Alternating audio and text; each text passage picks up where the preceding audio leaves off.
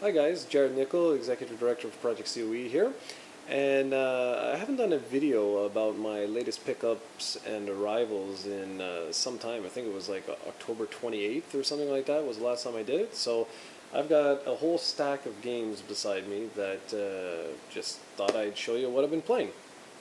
Okay, well the first one is obviously one of the biggest, which is this right here. This was sent to us from Activision. It's pretty badass. It has slide that off. Whoops, gonna drop a whole bunch of stuff here. I don't know if you guys have seen this. This is the hardened edition of Call of Duty. You get one of these things, oops, which is for the Finder program for Call of Duty Elite. You get this little card thing with some like number on it. Doesn't really matter. I've already used it. What else do we got? This is kind of neat. You get this little book that has a whole bunch of different things in it and like that, little pictures and what have you. Anyways, it's kind of cool. It's just whatever. Its biggest selling point isn't this little swag stuff. It's mainly the fact that you get 1 year to Call of Duty Elite, which is pretty sweet. Although they've had a lot of trouble with the service itself, it's been pretty cool thus far. I mean, there's so many different stats and metadata on there. It's sick. Anyways, then you get this really cool looking box. This what they call steel case box for Modern Warfare 3. Inside is just your typical stuff. So yeah, that was pretty cool actually and unexpected. So I was very pleased with that. And it's a great game. I just posted the review on the site if you want to go check it out. I haven't had much time to actually play at my house. I've been actually doing gaming blitzes where I go to someone else's house and there'll be like 2 or 3 of us and we just non-stop blast through whatever games we can get our hands on. So you'll notice I'm going to be doing chunks of reviews at a time. It won't just be like 1 or 2. Like for example, today I'm working on, well, I just posted Call of Duty 3, and next up will be this guy right here, which is GoldenEye 007 Reloaded. Very good game. Actually surprised. I haven't played a game like this in a while. The latest bunch of first-person shooters have all been serious and like war-themed and what have you. And it was nice with Reloaded, the fact that going back and playing more of like a fake or a fantasy type of first-person shooter was really nice, and it was a nice departure from the norm. And then there was the latest Dragon Ball game. This one, I'm going to have the review up later today. This was actually surprisingly deep. This was one of the better Dragon Ball releases over the years, and I haven't really covered these too much, but I wanted to mix it up a little bit this holiday season. So went through this. Well, I'll talk a lot more about this later on in the review, as I said, so look out for that. It's called, I can never remember the names of these. I always have Budokai in my head. Anyways, it's Ultimate Tenkaichi. So, next up, what do we got? Okay, go back here. Also got this. Microsoft sent me a pre-release version of Halo Anniversary. Very good game. If you enjoy remakes, HD remakes and what have you, very good. The new engine that they used for this was quite impressive. The only thing I could say is it would have been nice to have some of the refinements from the rest of the Halo series show up in this, especially considering the multiplayer pack for this actually uses the Halo Reach engine. So when you go from Halo Anniversary and then jump over to Halo Reach, you really see a lot of the refinements and improvements made to things like the Warthog and the dual wielding and all that jazz. So I thought that would have been kind of neat, and you'll see I'm going to talk a little bit more about that with another HD collection in just a second. Okay, so next up is this. This is Disneyland Adventures for the Kinect. I have not opened this one yet, but I actually have played the game already, and it's surprisingly good. If you have any kids in the house especially, they'll really enjoy this if they've never been to Disneyland. Obviously this is not a substitute to going to Disneyland or Disney World, but it's surprisingly good. I was really shocked. I'll talk more about this in a couple of days when I get a chance to post a review. Had a big surprise arrive yesterday, which I was supposed to do this video yesterday, just didn't have a chance, which was this. That's right, King of the Fighters XIII. And Atlas was nice enough to send me the King of soundtracks, which you open like this, and goes like this, and like this. Pretty cool, eh? The CDs are all inside, and yeah, so I'll have the review for this. This is just a fighting game, so it's not too bad. I'm gonna have the review for this out on Monday or Tuesday. Have to check when the embargo is. First thing I noticed was, look at the size of this manual. That's nuts. Nuts, I tell you. Thus far, yeah, really good. Excellent fighter. If you've never experienced the King of Fighters before, go out and pick this up on Tuesday. Very good. The nicest looking 2D fighter I've ever played, actually.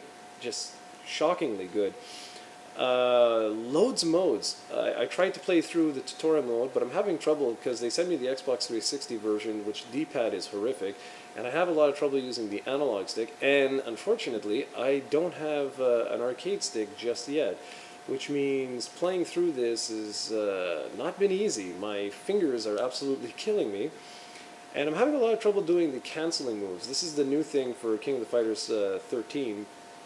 The King of Fighters 13, sorry, where basically you can do a special move, and as your character is in the animation of doing the special move, if you input another special move, it's called a drive break. It basically uses up this other bar that you have over your power bar, and you can cancel one special move and go into another special move. But I'm having loads of trouble doing that. So you guys with arcade sticks out there, or you King of Fighters fanatics, when you get the game, by all means, please leave a message on this video and let me know exactly what I'm doing wrong. Start with the tutorial. You'll be able to blast through it in like no time, I'm sure. But I had a lot of trouble just getting like Kyo's different moves to work when it comes to the canceling ones. When I played through the story mode and the arcade mode so far, pretty badass. I was able to do quite a few different things, but I'm not entirely sure, like I said, on this whole like combo canceling. I'm not entirely sure on that, but everything else been able to do perfectly fine. Excellent move. I'll obviously talk much more about this in the review on Tuesday, but go pick this up. It's awesome. Okay, the next bunch of games are all these. I'll be covering these obviously into the next week when I have a chance to actually go through them all. Got Rayman Origins. Got Assassin's Creed Revelations, which this is kind of cool. If you buy the PS3 version, you actually get the original version included, so that's kind of neat. I haven't opened either one of these, as you can see. Also picked up Medieval Moves. This is awesome. This one I've played through. I've gone through a little bit of it. This is surprisingly deep. I thought this was going to be garbage, but this is surprisingly deep. Very good game. Next up is this. This one I have not opened, but again, I've already played through a little bit of it. I'm going to post a review of this without beating each individual game because I've already completed each individual game, and I'm basically just going to talk about what you get in this package and how it compares to all the other HD collections on the market. Now, one thing I want to say is, much like the Halo Anniversary HD collection, with this bad boy here, you're going to really notice the refinements to the gameplay, particularly with Peace Walker in relation to Metal Gear Solid 2 and Metal Gear Solid 3. I know these are all remakes, they're not supposed to be tweaking them and what have you, but still, at the end of the day, it would have been kind of neat, I think, to have that ability to say, like, you know, have some of the refinements for Peace Walker in Metal Gear Solid 2 particularly. Anyways, whatever, talk more about that later on.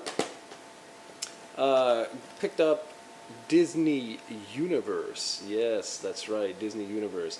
Well, let's be honest, guys, there's a lot of children about to be coming over. That's why these two games here are really good for the kids. I mean, it's the holiday season, and a lot of kids are going to be making their rounds around these parts. So kids love this sort of stuff. So I'm sure a lot of entertainment value there.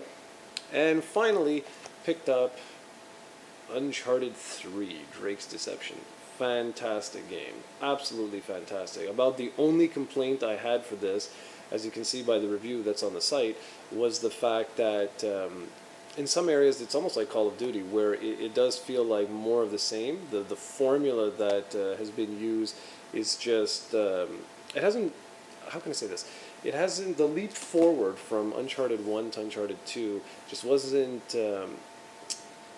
Well, that one was much more dramatic than the leap from Uncharted 2 to Uncharted 3. Now, I'm not saying it's bad or anything like that, not at all. This is remains my favorite new franchise introduced this generation. But I am hoping that moving forward, Naughty Dog can sort of like mix things up if they're stuck with making Uncharted 4. I'm kind of like at odds with myself here because I love the series and I love Naughty Dog, but with PlayStation 4, I'm kind of leaning to the point like where I don't know, I think I would like Naughty Dog to work on something new, but at the same time I want a developer that is trusted and has like really good skills to work on the Uncharted series if Naughty Dog is going to pass the reins. Now let's not make any mistake about this. Uncharted is one of the most successful new franchises Sony owns, and they are going to pimp this like no tomorrow. So that's pretty well everything I've purchased since the end of October, or that has been sent to the site. A lot of big games, obviously. A lot of reviews for me to get to, and that's exactly what I'm going to do. So keep it locked at ProjectCoe.com for all the latest reviews on all these huge titles, and also some unique features like what I started doing with the 10th anniversary of the Xbox and the GameCube. Hope you've enjoyed, and I'll be back fairly soon with some more of my Remembering series, and also some HD video reviews. It's all coming up on ProjectCoe.com.